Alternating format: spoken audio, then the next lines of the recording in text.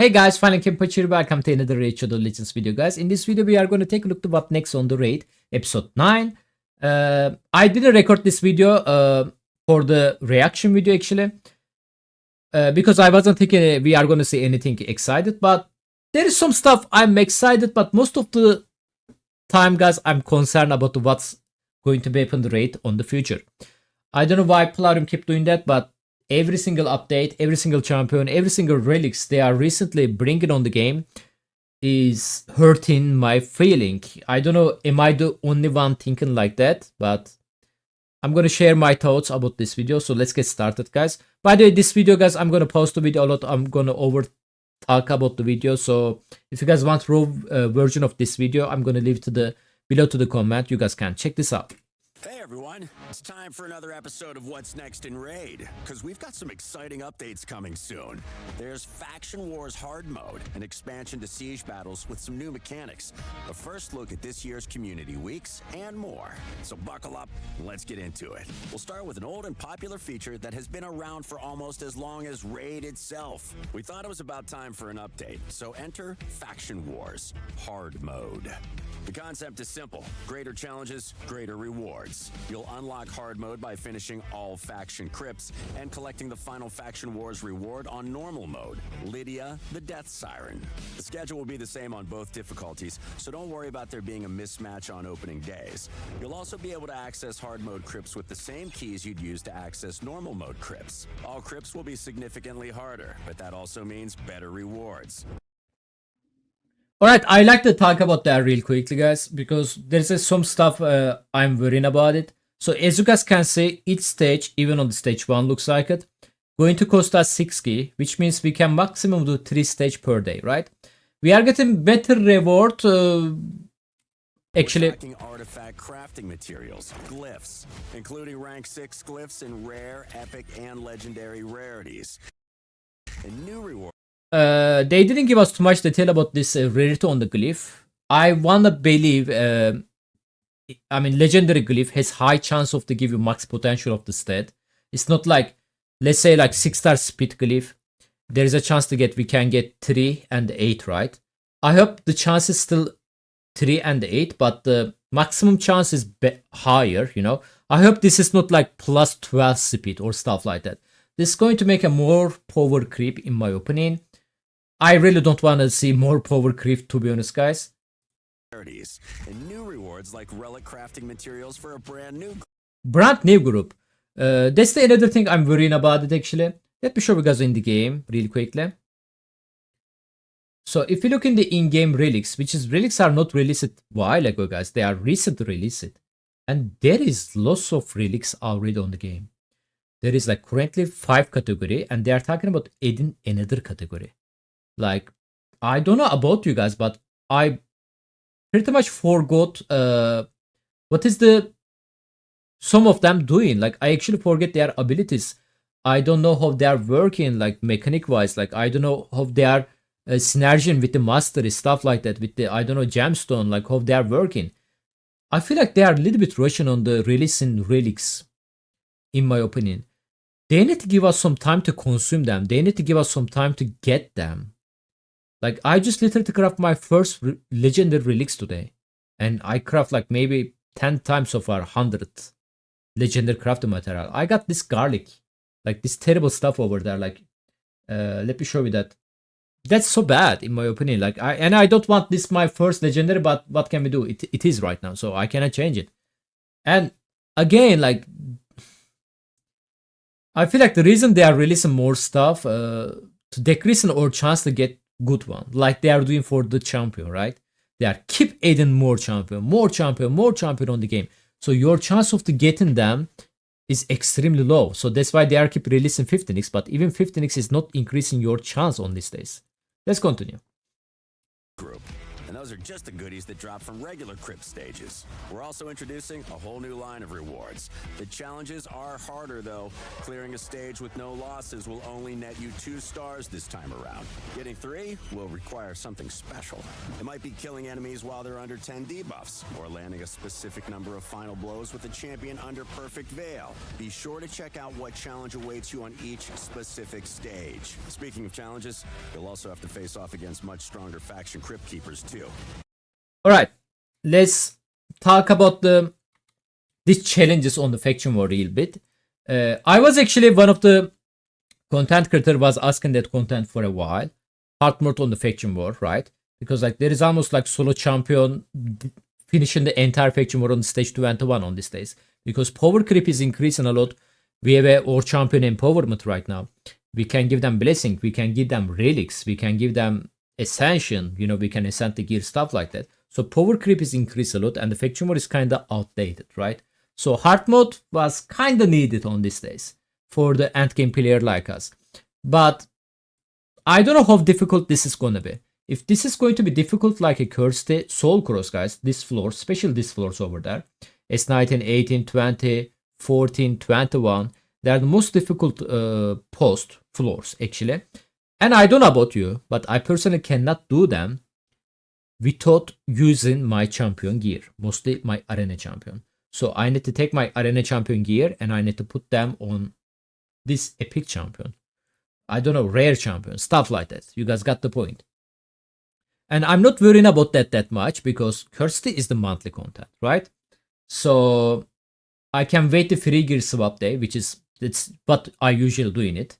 I'm trying to push as much as possible without regearing my champion. I end up finding myself like S8, maybe this one, you know, without regearing champion. And when the free regear active, then I'm starting pushing. I'm start to do that in like 2 days, 1 day, stuff like that, right?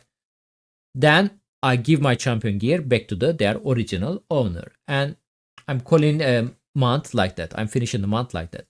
Faction war, the things are not the same, guys. Why? Again, I'm just talking about like, I don't know how difficult is that going to be. All right. Just keep that on your mind. Because faction war, there is if I'm not mistaken, 15 faction in the game. And each faction has a 21 stages. And some days, like today, for example, there's a 3 faction is active. Most of the time, it's going to be 2. So let's talk about like 2. Each day, you need to rebuild your 5 champion for each faction. Condition wise, there is also going to be condition, which is the why Polarium, like why. And we need to do 3 stages. Then we need to give their gear back to their original owners. Or before we do that, like we have to do like second faction war first, right? And we have to repeat this process on every single day until we reach stage 21 on every single faction. This is the thing I'm worrying about it, guys. And also this 3-star condition is very lame in my opinion. Polarium need to be understand one thing about this game. It is a game. This is a game, Polarium. Like, I know you're trying to make things difficult, but this is not fun anymore. Like, this condition stuff like that, special siege, which is we are going to talk about that soon. It is not fun. I feel like it is full-time job. That's the thing I'm worrying about the hard mode of the faction war, guys. It's going to cost loss of silver, loss of time, loss of effort again to try to finish it. So let's continue. Each updated boss will have its own focus, whether it's damage over time, single target damage, etc. Each new Tainted Crypt Keeper is visually distinct for your convenience, and we'll make sure there are in-game boss guides to help you out. The challenge completion rewards for clearing hard mode stages are pretty awesome too, and they'll also include a mythical champion you won't be able to get anywhere else. Alright, we are getting mythical champion, which is hard to say something about it because we don't know her skill kit yet, but hopefully good champion. So far, like on the progress reward champion are good. We have a Lady, right, on the original faction war. We have a Mitrella, Hydra, we have a Mikage fusion, kinda. So they are usually good. Hopefully this champion can also help us. So get out there and conquer faction wars today to make sure you're ready for when hard mode drops. Next up, let's talk about changes coming to Siege. All clan fortress buildings will have their max level increased from 3 to 6. That means 90 additional defense team slots.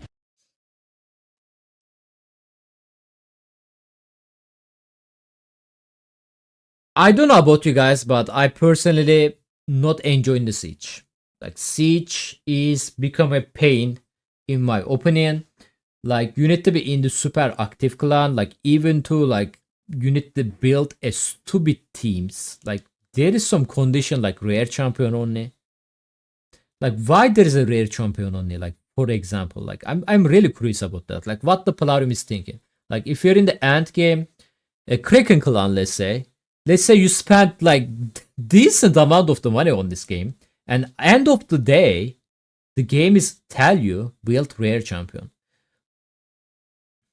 Like this is so stupid. Like the game is forcing you to build stupid champions, stupid teams, stupid condition to make you win more power creep item. And more battles, let's continue. Players and more resources that can be won.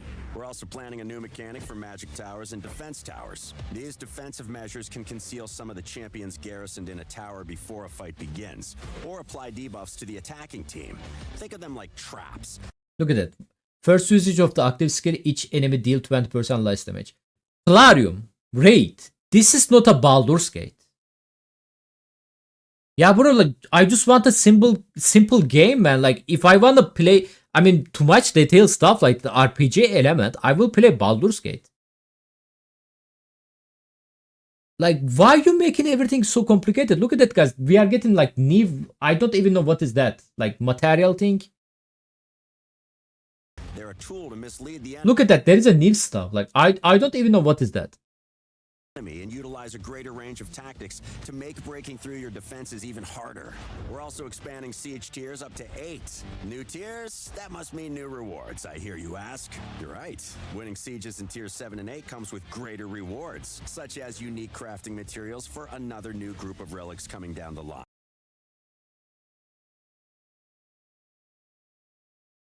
And Neve relics, Neve power creep.